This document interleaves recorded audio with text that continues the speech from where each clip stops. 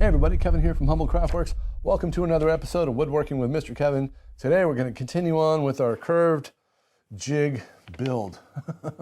Last week we did the trammel points and the little circle jig. This week I'm going to flush trim up all the parts so they're all together. We're going to show you how to label everything so I can keep everything in one plane so I don't confuse them and flip-flop them. We're going to figure out the lengths of all these ribs to make this 22 inches wide. We have to pocket screw all these together, so we're going to get out the Craig Foreman. There's something like 250 or 300 pocket screws in this jig. I'm going to try to build it in sections this time. I'm going to build like 3 sections and then put the end cap on it. I've never done that before. I'm going to try that and we'll see how that works. And if anybody out there wants me to build them anything nice and curvy, my email is down in the description down there somewhere. And just let me know. Then we could ship it all over the world. I got a FedEx account. Well, thanks for watching, everybody. And if you're new to the channel, subscribe, like, hit the notification bell, fling, flang, to bang, bang. And here we go. Let's get to the video. All right.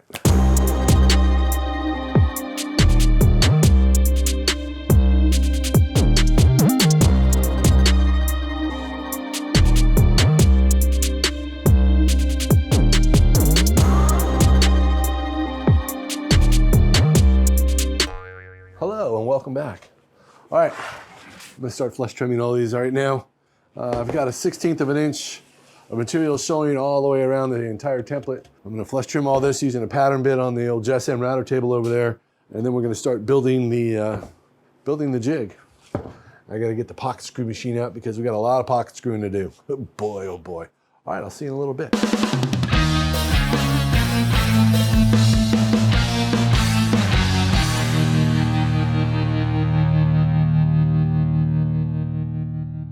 Now what we're going to do is we're going to put a center line on every single one of these, make sure everything's flush and square, and then we're going to run the center line over the top.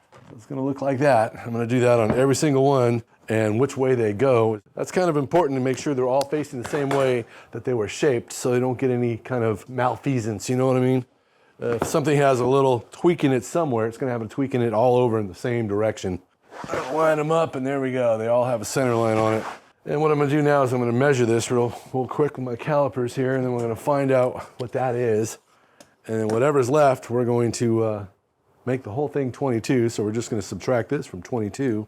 That is 2 7/8. So we're going to take 22 and subtract 2 7/8 minus 2.875. 19 1/8. Write that down. Okay, now we're going to divide that by 3. So you see that right there? That's 6 3/8. And if you don't know how I got 3, I'll show you. Okay, so this is how it works. We wanted 22 inches from outside to outside. We added up all the parts that we have here, and it was like 2 7/8. We subtracted that, and it gave us 19 1/8, and then we divided that by 1, 2, 3 spaces. And that's how I got 3. All right, you got it? I'm gonna clamp these all together, and I'm gonna lay out where everything's gonna go. So we start in the middle with the center one. I'm going to work our way out and put them evenly until we get down here at the very end. I'm going to lay all this out and I'll show you what it looks like when I'm done. I don't know if you can see that or not. They're all on there. They're all going to be screwed together. And right now everything is completely square. The ends are square, the bottom's square, the top's square. And that's the way it should be when you're done building. If you ever have to measure anything like a template like I have down here, and you really want to make sure that you can figure out how long or what the circumference of something is, there's 2 things you can use. And one is this 24-inch flex tape. It's got centimeters on one side and inches on the other. I think they make them 60 inches long too. They bend to anything. So if you want to figure out what something is, down here even, you can just lay it down there and measure it. And that's what I did actually on this template down here to figure out what the raised panels actually were. My drawings aren't computerized. I'm using a calculator to try to figure everything out, and sometimes that's not right. So these are really handy dandy. They're like $11. The other thing you can use is just one of these things, just a cloth tape. That's what I used for this. I actually laid this out, put it down there on the one, came over to the center line, and it said 31. And I flipped it over here and did the same exact thing. Set it on the very edge, pulled it over, 31, right on the money. So I know that this circumference is 62 inches. And my pieces that are over here are even longer than that. They're like 66, I think. So we got extra inches. So I need 45 pieces that are 6 3/8 long, which comes out to almost 25 linear feet.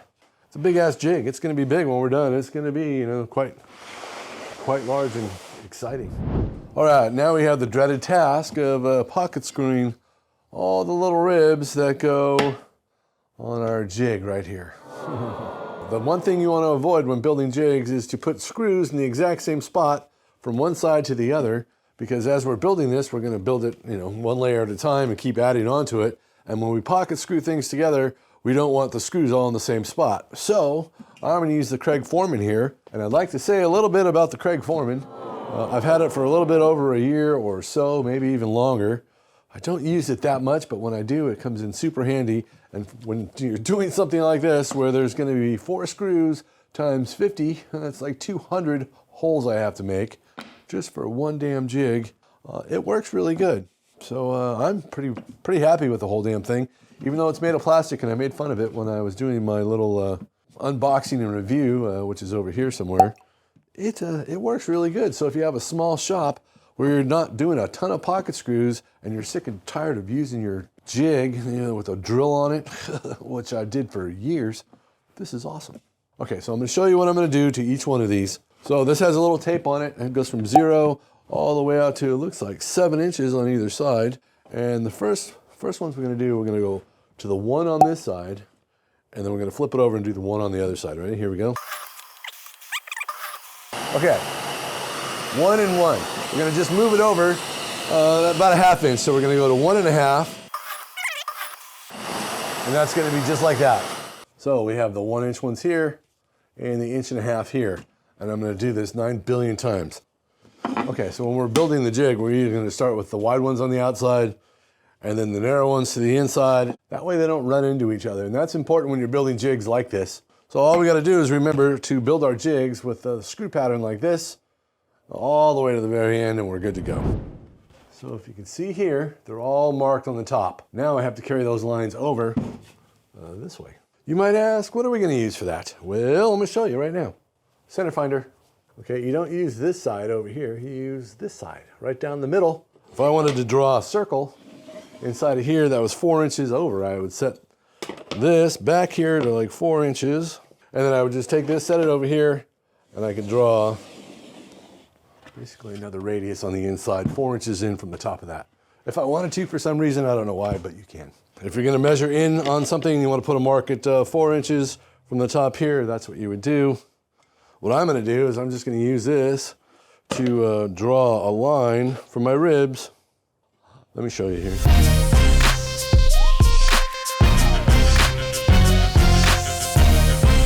Yeah, now we have lines. Be perfectly in line, like it's going towards the center of each one, and it helps us keep the top flat as we can. And then when we go to screw this in, we're going to make sure that the wide ones are out first, and the skinny ones are in, and we do the wide ones and the skinny ones, wide ones and the skinny ones for these guys all the way until we're done. These things work really good. It's just like a square, but for round things. I use this a lot.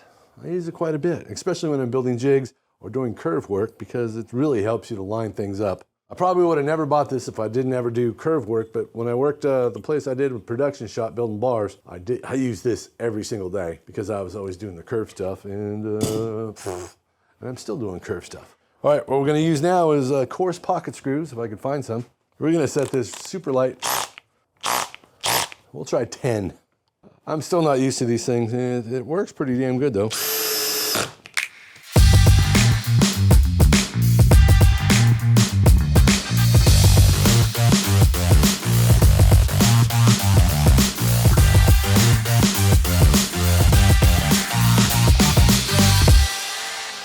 There you go.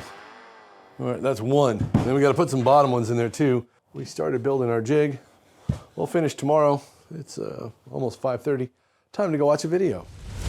Hey everybody, welcome back. All right, today we're going to build ourselves a multiple layer curved jig. Okay, so here's one that's done right here.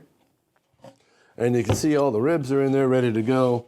All the lines on the top here are all marked. Usually when you pocket screw something in this way, it tends to push this over. So we're going to have to straighten these out a little bit with the next line, and then screw them together. And usually what I do is I usually build one and then I add another layer to it, not like this, and I'll screw that one on, and I'll put the ribs on here, and I'll add another layer to it, and on we go. This time I'm going to try something different. I'm going to try to do this to all 3 layers that need ribs, and then we'll screw them together after they're all done like this. And then we'll put the end cap on the very last one and see how that goes. See if it's easier to assemble. Because once you get like 2 or 3 layers and this thing gets taller and taller and taller, it gets harder to screw together. So when we go to build these, what's going to happen is we have this one with the face up, facing me. We have this one here with the face up facing me. And we're gonna build one more, and then we're gonna try to stick them all together and connect them all, starting at one end, work our way around. We're gonna attach one at a time, but at least we won't have to like screw these on with all this crap sitting up here, getting taller and taller. One more to do. So I'm gonna finish this one up, I'll turn you off and then turn you back on once we try to assemble this whole thing. All the ribs are in. And what I need to do now is we need to put these together. And I don't know really how to shoot this so you can see it. Maybe if I put you over here and I'll just time lapse me assembling this. I'm gonna explain to you right now how the whole thing's gonna go together. This is the center right here. We're gonna line the centers up with the centers. We're gonna use 2 framing squares right here. We're gonna put them on the ends so we can keep everything square on the ends. We're gonna line the ends of the templates up nice and square. Okay, they're all facing the same damn direction. And the ribs are all kind of doing whatever the hell they're gonna do. So the first thing I'm gonna do is clamp these together as close to the ribs as possible. Might use it in a couple different areas. We don't care if the ribs line up right now or anything. We just want to clamp them together to hold them in place. And then we're gonna double check to make sure that we're square on both ends. We're gonna make sure that we get everything as flush as we can and as square as we can. We're gonna start at one end over here and work our way over. I'll put you over here, and we'll turn everything on a slight angle. I mean, that might be better. So now that we have our framing squares in place, everything looks good, we're double checked and we're all locked in, we're gonna take our 18-inch Jorgensen clamp here, and I'm gonna just clamp these together lightly, and then I'm gonna make sure that the cherry ribs down here are locked into place, and then I'm just gonna tighten them up. I'm just double checking with the framing square to make sure we're still fairly square and it didn't pull it, and it didn't. And each one we're gonna take our Jorgensen clamp and move up. We're gonna make sure the top is flush and that it looks like it's in alignment, and it does. I'm gonna snug that up a little more.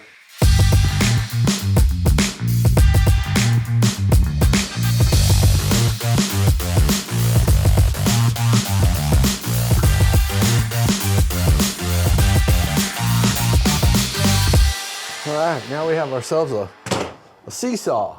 Whee! Put a chair on either end, your kids can play on it all day long. I think what we're gonna do is we're gonna lay it flat, and then we're gonna clamp it together and then lift it up. Good, we'll just clamp on the inside ring here. The most important part is now getting all these square on the end. All right, another square. We gotta flip it over so we get the long way here. That's completely in a line all together now. This one is the exact same way, so now we're gonna get a bigger clamp. All right, they're not super tight right now, they're just kind of snug. And I'm just checking the ends because that's important. Seth Hamilton, you're a new subscriber, right in the middle of me videotaping something. And thanks for subscribing, I appreciate it. This happens a lot when I'm recording. Thank you very much, Seth. I hope you learned something. I hope I could be helpful somehow. I know I'm annoying most of the time, but I could be helpful, sort of sometimes. Everything looks square and beautiful, so I'm gonna clamp that. Sometimes you just gotta be smarter than your clamps, you know, and for me, sometimes it doesn't work. So now what I'm gonna do is I'm gonna take this whole thing, we're gonna lift it up. Oh my God, it's getting heavy. And except for the outside, this is how big this frickin' jig is.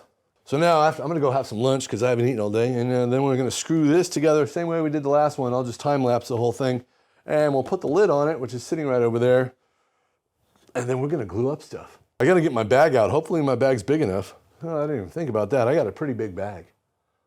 It's my bag, baby. It's pretty big. We'll find out after lunch, so stay tuned. Which will be for you like 2 seconds from now. So we're starting at the end, and we're gonna work our way around that way. The entire time I'm gonna do this, I'm gonna keep this straight edge here, and I'm just gonna check to see how if they're all in a line still as I'm going around.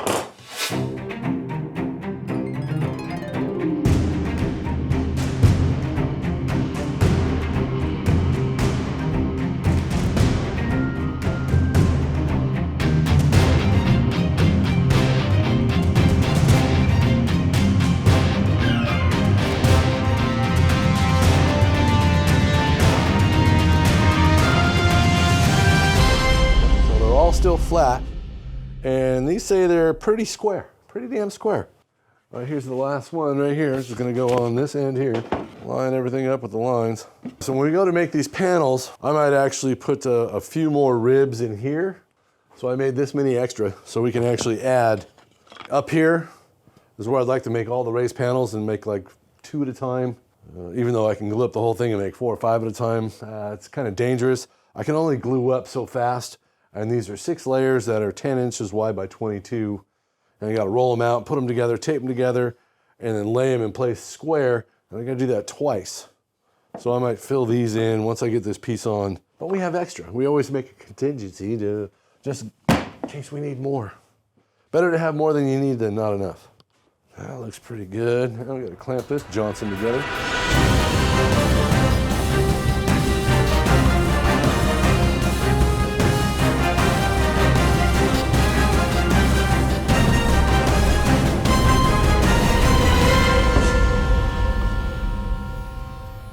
There you go.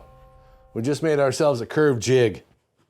I don't know how square this is now, but we'll give it a shot here. It's square that way. Go down to the middle down here. It's square that way too, and I'm sure it's square as I can get it on the ends. Let's see. That's what we're going for. Square as we can get it for something that's this crazy in radius. You can see they're all not perfect. They're not all super duper in a line. They're not all totally lined up absolutely perfect. Ridiculous, because they don't have to be ridiculous. They just have to be square kind of to the board. I know that might not make sense to all the, it's got to be square and perfect people, but it'll work. If you want to see what the cabinet's kind of going to look like, this is what it's going to be like. It's going to be insane. So stay tuned for the insaneness. Okay, so you can see the bottom down here has a bunch more ribs added to it because I had leftovers and I figured, I might as well just stick them in there because I'm going to build all the face frames and door parts on here, and I'm going to show you how it's going to work right now. So this is going to be the face frame part right here, a face frame part. And what we do is after we've glued the snot out of each piece, we're actually going to bend it down to the jig, put it in a bag and suck it down, and this whole thing is going to be laminated up and will bend and stay bent like that. And I put more in because I didn't want a bigger space in here. I didn't want it lumpy. And it will get lumpy if you don't put enough ribs in. So I figured, what the hell? I had plenty of ribs, so I added piles of them in there. Well, there we go. Face frame. Our jig is done. Now we're on to the next thing, which is going to be gluing up parts like this, wrapping them, bagging them, and sucking them down. I'll show you how all that works in the next video. All right, everybody. Well, thanks for watching. You have an awesome day. Go outside and play hug. Somebody you love. Be safe out there. And I'll see you next time right here on Woodworking with Mr. Kevin. And thanks for watching. Subscribe now. Hey everybody, I'm a dummy, so yeah, the same but different, but the same, yeah. Why don't I know these things?